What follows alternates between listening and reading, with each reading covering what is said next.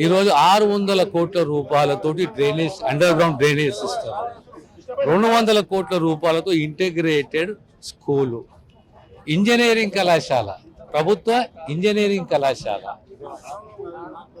ఈ రకంగా విద్య ప్రధానంగా ప్రాథమిక విద్యనే కానీ, హయ్యర్ ఎడ్యుకేషనే కానీ, దాంతో సహా ఇన్ఫ్రాస్ట్రక్చరే కానీ, ఇవన్నిటి మీద మొన్న ముఖ్యమంత్రి గారు వచ్చిర్రు, శంకుస్థాపన చేసిపోయి. సో మాట్లాడడం తేలిక ఉంటుంది, కానీ కమిట్మెంట్ తోటి పని చేయడము అంటే కొద్దిగా వేరేగా ఉంటుంది. సో కాంగ్రెస్ ప్రభుత్వం కమిట్మెంట్ తోటి ఉన్నది. అందులో ప్రధానంగా డెవలప్మెంటు. ఇప్పుడు మేము స్కిల్ యూనివర్సిటీ తీసుకోండి, స్పోర్ట్స్ యూనివర్సిటీ తీసుకోండి, ఆర్ట్స్ సైన్సెస్ యూనివర్సిటీ తీసుకోండి, 3 యూనివర్సిటీలు.